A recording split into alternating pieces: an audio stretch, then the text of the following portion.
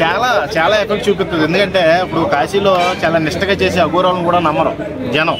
అలా తయారు చేశాడు ఈ జనాన్ని మాయ మాటలు చెప్పి చాలా మందిని మోసం చేసి. ఇప్పుడు ఆ వర్షిణి అనే పాపను కూడా బీటెక్ చదివింది, అజ్ఞాని, జ్ఞాని కాదు ఆమెకు అసలు బుర్ర దిమాక్ లేదు.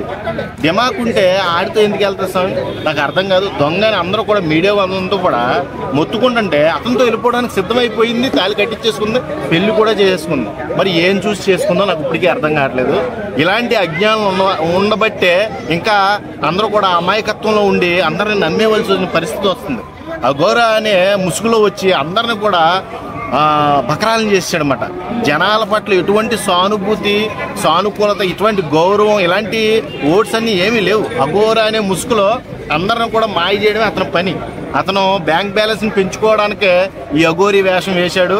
అతను ఊర్లో అల్లర చిల్లరగా రంగులు వేసుకుని తలకే అల్లర చిల్లరగా తిరిగే ఒక బకరా.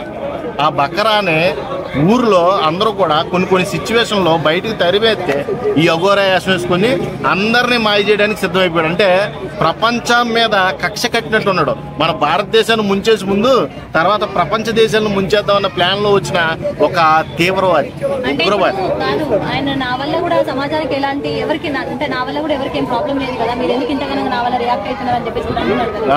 రియాక్ట్ అవుతున్నారంటే నువ్వు నిజమైన గురువు అయితే రియాక్ట్ అయ్యేవాళ్ళు కాదు. నువ్వు చేసింది ఏంటి? ఫస్ట్లో ఏం చెప్పావు? నువ్వు వచ్చినప్పుడు ఆడపిల్లల్ని ఇలా రేపులు చేసేస్తున్నారు, అందుకే నేను నిర్మూలించడానికి వచ్చాను, నన్ను దేవుడు పంపించాడు ఇక్కడికి వాళ్ళందరూ కష్టాలు తీర్చిరమ్మని, అందుకే నేను వచ్చాను అనేసరికి అందరూ నమ్మారు కదా.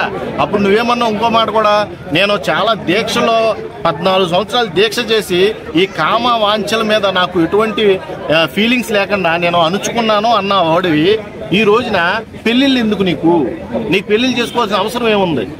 అంటే నువ్వు మోసం చేసినట్టు కదా, దేవుడు ముసుగులో మోసం చేసినట్టు కదా.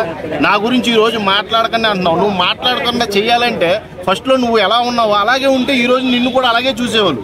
అంటే ఇప్పుడు ఆల్రెడీ పెళ్లి చేసుకున్నా కానీ సనాతన ధర్మాన్ని కాపాడుతున్నా అంటున్నారు కదా. సరే, ఎలా ఒక జోగి రాసుకుంటే ఏం రాలుతుంది? బూడిద రాలుతుంది. అక్కడ ఏం మ్యాటర్ లేకుండా వీళ్ళ ధర్మాన్ని ఎలా కాపాడతారు? అర్థమైందా? నీకు ఒక మగోడై ఉన్న అఘోరి ఒక ఆడదాన్ని వర్షిణి అనే ఆడపిల్లని పెళ్లి చేసుకుంటే ఏమైనా ఉపయోగం? ఒక ట్రాన్స్జెండర్ అయిన ఆడదే ఇంకో ఆడదాన్ని పెళ్లి చేసుకుంటే దాన్ని ఏమంటారు? లెస్బిన్స్. వీళ్ళిద్దరూ కూడా లెస్బిన్స్. అర్థమైందా? వీళ్ళు ఆడవాళ్ళు పెళ్లి చేసుకున్నారు. మరి చాలా మందికి ఒక కన్ఫ్యూజన్ అనేది ఉంది, అసలు అఘోరి ఆడనా మగనా? ట్రాన్స్జెండర్ ఆల్రెడీ అతనే ఒప్పుకున్నాడు కదా, నాకు ఆపరేషన్ అయింది, నేను ఇలాగ మారిపోయిన తర్వాత నేను ఇలాగా అఘోరీ కింద మారాను అని చెప్పినప్పుడు ఇంకా ఆడదా మొగదా అనే క్వశ్చన్కి అర్థం లేదు. ఇంకా ఆడదే కదా, ఆడదాని అవలేలన్నీ ఉన్నాయి కదా. అవన్నీ ఉండి కూడా ఈ వర్షిణి అనే తెలుగు తక్కువ బీటెక్ పిల్ల అక్కడికి వెళ్ళి నాకు ఇతనే కావాలి, ఇతనే పెళ్లి చేసుకుంటాను అంటాం. అంత మూర్ఖత్వం అంటే అది నిజంగా మ్యాడ్నెస్ అని చెప్పాలి. అంత మ్యాడ్గా ఉన్నారో చదువుకున్న అజ్ఞానులు చాలామంది చూస్తున్నారు. చాలామంది చూసేవాళ్ళకి నేను చెప్తున్నా ఏంటంటే, చదువుకొని అజ్ఞానంలో బతకండి. అజ్ఞానంలో వెళ్ళిపోతూ ఉంటే అది అజ్ఞానంలోనే తోసుకుపోతూ ఉంటుంది మీ జీవితాన్ని. అలాగే వర్షిణియే చాలా ఒక ఉదాహరణ. కాబట్టి నేను చెప్పేది ఏంటంటే, అఘోరి అనే వ్యక్తి మోసగాడు. ఈ ఏలూరు శ్రీనివాస్ అనేవాడిని ఎవడో నమ్మకండి. ఈ నమ్మితే మీరు కూడా మీ జీవితాలు నాశనం చేసుకోవాల్సి వస్తుంది. వీళ్ళకి ఇన్కమ్ ఎక్కడి నుంచి వస్తుందని ఎక్స్పెక్ట్ చేస్తున్నాను. రహస్య వ్యాపారాలు ఏమైనా జరుగుతున్నాయి అంటారా, లేదంటే ఏం చేస్తున్నారు? బెదిరించి డబ్బులు ఏమైనా తీసుకుంటున్నారు అనుకుంటున్నారు? బెదిరించే తీసుకుంటున్నారు. ఆల్రెడీ తమిళనాడులో ఒక సెలబ్రిటీని పట్టుకుని 5 లక్షల కింద మూడు తపాల కింద బెదిరించి ఈ అఘోరి శ్రీనివాస్ అనేవాడు తీసుకున్నాడు. ఈ అఘోరి శ్రీనివాస్ అనేవాడు చాలా మంది బ్లాక్ మెయిల్ చేస్తున్నారని కేసులు కూడా పెట్టారు వీడి మీద. కంటే ఒక అఘోరి మీద కేసు తీసుకోలేదు కాబట్టి పోలీసులు ఎంతవరకు సర్వే అయ్యాడు. అర్థమైందా? ఒక అఘోరి మీద దుష్ప్రచారం జరుగుతుంది అన్నట్టుగా పోలీసులు భావించారు కాబట్టి అప్పట్లో ఏం తీసుకోవాలా. కానీ వీడు పెద్ద లుచ్చాగాడు, ఈ లోఫర్ గాడు, వీడు ఏలూరు శ్రీనివాసరావు, వీడు పాయింట్ గాడు అని తెలిసిన తర్వాత ఇంక వీడిని లైక్ చేయడం మానేశారు. వాళ్ళు కూడా ఇప్పుడు ఈ రోజు కస్టడీలోకి తీసుకొని తీవ్రంగా విచారిస్తున్నారు. విచారించిన తర్వాత ఇలాంటి వాళ్ళని సమాజంలో తెరనివ్వకుండా చేయడమే ప్రభుత్వం ధ్యేయంగా పెట్టుకుంటే చాలా మంచిది. ఆల్రెడీ చాలా మంది వచ్చి ఈ జనాలని అమాయకులను చేసి మోసం చేసేసి ఇలా కోట్లు సంపాదించిన చాలా మంది చూసాం. నిత్యానంద అవ్వచ్చు, డేరా అవ్వచ్చు, చాలా మంది ఉన్నారు. ఈ డేరా బాబా నిత్యానంద చేసిన అరాచకాలు అయితే అసలు అవి చెప్పలేమన్నమాట. ఆ టైంలోనే కొన్ని కోట్ల కుంభకోణం చేశారు. అమాయక జనాలని పట్టుకొని సేవ పేరుతో మొత్తం కూడా శ్మశానం చేశారు. అర్థమైందా? అలాంటి వాళ్ళు నీ తప్పించుకున్నావు అనేసరికి మళ్ళీ ఒకటి తయారయ్యాడు. ఇలాగా సమాజాన్ని మోసం చేయడానికి వస్తూనే ఉంటారు. కాషాయ దుస్తు వేసినంత మాత్రాన ఆడేమో అఘోరి అయిపోడు. అర్థమైందా? రుద్రాక్షలు వేసుకున్నంత మాత్రాన అఘోరి అయిపోడు. వీళ్ళు మోసం చేయడానికి పనిగట్టుకొని జనాల్ని టార్గెట్ చేసి వస్తారన్నమాట. వీళ్ళు మావోయిస్టుల కంటే డేంజర్ అన్నమాట, తీవ్రవాదుల కంటే డేంజర్. ఇలాంటి వాళ్ళని చేయడం వల్ల ఈ రోజున వర్షిని అనే పాప బలైపోయింది. అర్థమైందా? మ్యానిపులేట్ చేశాడు, ఆ డబ్బు ఆశ చూపించాడు. ఈ రోజున వెళ్ళిపోయి పెళ్లి చేసుకుంది. మరి ఆ ముళ్ళు లేని వాడిని పెళ్లి చేసుకుని ఏం చేద్దాం అనుకుంటాం? ఈ జీవితంలో ఇలాంటి వాళ్ళని ఎంకరేజ్ చేయొద్దని నేను మనస్ఫూర్తిగా. ఎలా తీసుకోవాలంటే అన్న, మంచి కంటెంట్లో వెళ్ళిపోయారు. అయితే ఒక హైప్కి వెళ్ళిపోయిన తర్వాత ఇప్పుడు ఏమైంది, అందరూ నెగిటివ్ రివ్యూలు చెప్పడం, నెగిటివ్ చెప్పడం, తమ్ముడేళ్ళు పిచ్చి పిచ్చిగా వేయడానికి ఈ అమ్మ ఏంద్రాని ఇప్పుడు దాకా సంపాదించుకున్నది మొత్తం దెంగిపోయేటట్టు ఉందని చెప్పి వాడు మళ్ళీ మార్చేసాడు. ఏంటంటే మీరు ఎట్లా కనుక చేస్తే నేను చచ్చిపోతా, ఆత్మహత్య చేసుకుంటా. అంటే ఎన్నిసార్లు బెదిరించలేదు చెప్పి, ఒకటా రెండా? కారులో పెట్రోల్ బాటిల్ పెట్టుకుని ఎప్పుడు రెడీగా తిరిగేటోడు ఎన్నిసార్లు బెదిరించలేదు? ఇదంతా వాడికి కామనే. అంటే ఇంకోటి ఏంటంటే అన్న, నిన్న వర్షినితో మాట్లాడడానికి నేను ట్రై చేశాను కదా, అయితే వర్షినికి ఫోన్ చేశాను. వర్షినికి ఫోన్ చేస్తే ఫోన్ లిఫ్ట్ చేసింది. లేదు నేను ఇష్టపూర్వకంగా వచ్చాను, నాకు ఎవరు ఫోన్ చేయదు, నాకు ఎవరు డిస్టర్బ్ చేయదు, ఇందులో నా బలవంతం ఏం లేదు, చాలా ఇష్టంగా వచ్చాను, నేను హ్యాపీగా ఉన్నాను, ప్రశాంతంగా ఉన్నాను. సో నేను మనోడు ఎవరైతే నాకు ఈ అమ్మాయి నెంబర్ ఇచ్చాడో అతను ఫోన్ చేస్తే, అతను ఏంటంటే వర్షిని వాళ్ళ ఫ్రెండ్, కాలేజ్ మెట్, బీటెక్ లో కాలేజ్ ఫ్రెండ్ అంట. ఆ అమ్మాయి ఎవరు, అమ్మాయి పేరు పూజిత ఏదో చెప్పాడు ఆ అమ్మాయి పేరు. ఆ అమ్మాయికి ఫోన్ చేశాను నేను. ఫోన్ చేసి ఇట్లా పలానా అమ్మ మీడియా నుంచి ఫోన్ చేస్తాను, ఏంది అసలు సిచ్యువేషన్ ఏంది, అసలు వర్షిత బీటెక్ లో ఉండేటప్పుడు ఎలా ఉండేది, సో ఈడ అఘోరి అయితే ఇతని గురించి అయితే మనకు తెలుసు అంటాను. సో ఆ అమ్మాయి ఎలా ఉండేది అంటే, ఆమె ఒకటే అంది, అన్న అమ్మాయి చాలా అమాయకురాలు, అస్సలు కాలేజీలో చదువు తప్ప నాకు అమ్మాయికి వేరే ఉద్దేశమే లేదు. ఎంత మంచి అమ్మాయి అంటే అంత మంచి అమ్మాయి. కాకపోతే ఏంటంటే ఈ అఘోరి గడి ఇలా తగులుకున్న తర్వాత ఈ అమ్మాయి ఏంటంటే మెంటల్ గా ఒక రంగా ఫిక్స్ అయిందంట. ఎట్లా అంటే ఆ అమ్మాయికి ఈ అమ్మాయి ప్లానింగ్ చెప్పిందట. వర్షిని ఈ అమ్మాయితో ఓపెన్ గా ఉంటారంట, వీళ్ళిద్దరు క్లోజ్, ఓపెన్ గా ఉంటారంట.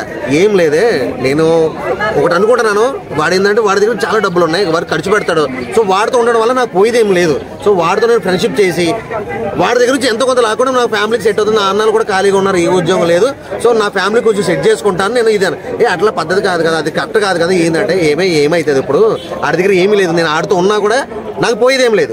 ఫస్ట్ నాకు పోయేదేం లేదు, ఒకవేళ నేను ఆడి దగ్గర నుంచి బయటకు వచ్చినా కూడా నన్ను ఏమన్నా చేశాడు అనుకోవడానికి కూడా ఆప్షన్ లేదు. సో అమ్మాయి చాలా తెలుగు, అంటే స్టడీ మీద ఉన్న ఇంట్రెస్ట్, ఆ తెలివితేటలు ఏదైతే ఉందో ఈడి మీద పెట్టింది.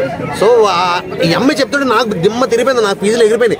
అయితే ఇప్పుడు ఏంటంటే పరిస్థితి, ఓన్లీ జస్ట్ వాడి దగ్గర ఉన్న డబ్బులు వాడుకోవడానికి చూస్తుంది. అయితే మన పెళ్ళి అయిన తర్వాత ఏంది నువ్వు వాడుకుంటానన్నావు, జస్ట్ క్యాజువల్గా తిరుగుతానన్నావు, ఈ పెళ్ళి ఏంది పెటాకులు ఏంది ఇలా అంటే, వస్తే ఏం కాదే, వాడు పెద్ద ముదురు నా కొడుకాడు, డబ్బులు కావాలంటే ఏదో 5, 10, 15 ఇట్లా వేస్తున్నాడు కానీ ఏం లేదు, ఆడు పెళ్ళి అనడం నాకు ఒకటి అనిపించింది. సరే పెళ్లి చేసుకున్నాను నాకు కూడా రైట్స్ వస్తాయి, అప్పుడు ఆడి సంగతి ఏదో చూడొచ్చు. నేను పెళ్లి చేసుకున్నాక నాకు ఏం అయ్యేది లేదు, ఎందుకంటే ఆడి దగ్గర ఏం లేదు కదా. మన నా అన్వేషణ కూడా అన్నాడు, ముళ్ళు లేదు, ఆకెళ్ళి ముళ్ళు మీద పడ్డా ముళ్ళిలా కూడా అమ్మ పర్ఫెక్ట్గా చెప్పాడు అన్వేషణ. అయితే అదే చెప్పింది అమ్మాయి చెప్పేసరికి నాకు మర్చిపోయింది నిజంగా. ఇదే నాకైతే పోయేదేం లేదు, నన్ను ఏం చేసేది లేదాడు. సో నేను ఆడుతూ ఎన్ని సంవత్సరాలు ఉన్నా, ఎన్ని నెలలు ఉన్నా కూడా నా శీలం అయితే ఎటు పోదు. సో నేను ఎలా వెళ్ళానో మళ్ళీ తిరిగి అట్టే వస్తాను, ఆ ధైర్యంతోనే నేను ఉన్నాను. ఏమీ కాదు, నేను వచ్చి మంచిగా చూసుకోవాలి, నా ఫ్యామిలీకి సపోర్ట్గా నేను నిలబడాలి. ఉంటాను, కొన్ని రోజులు ఉంటాను, వచ్చేస్తాను, ఏమైతే ఏం లేదు. ఇప్పుడైతే ప్రజెంట్ అయితే మేము ఎంజాయ్ చేస్తున్నామే, నన్ను డిస్టర్బ్ చేయకు నువ్వు, మేము ప్రశాంతంగా తిరుగుతున్నాం, ప్రశాంతంగా ఎంజాయ్ చేస్తున్నాం, ఇష్టం వచ్చింది తింటున్నాం, ఇష్టం వచ్చింది తాగుతున్నాం. డైలీ సాయంత్రం అయితే మందు అంటాం, మందు విందు పొందు, ఇదే పొందంటే అది లేదులే. మిగతా తిరుగుడులో ఎంజాయ్ చేసేడు. ఈ పనిలో ఉన్నా నేనైతే కొంత డబ్బులు సెట్ చేసుకుంటున్నా ఆడి దగ్గర నుంచి. ఇప్పుడైతే నా మీద ఫుల్ నమ్మకం ఉంది ఆడికి. అసలు నిజంగా అయితే చాలా మాస్టర్ ప్లాన్, మామూలు మాస్టర్ ప్లాన్ అయితే కాదు ఇది. సో నాకు ఈ అమ్మాయి చెప్పేసరికి అయితే మర్చిపోయింది అన్న, నిజంగా ఇది అయితే జరిగిందంట, ఇలా ఉంది. సో అమ్మాయి అయితే నాకు తెలిసి 1 నెల 2 నెలల్లో తిరిగి వచ్చేస్తాను నేను అన్నట్టు ఈ అమ్మాయి ఈ ఫ్రెండ్తో అయితే చెప్పడం జరిగింది. సో మనం అది చూడాలి, ఎందుకంటే మనకి ఇన్ఫర్మేషన్ అయితే వస్తుంది కానీ మాది నిజమా కాదని మనకు తెలియదు.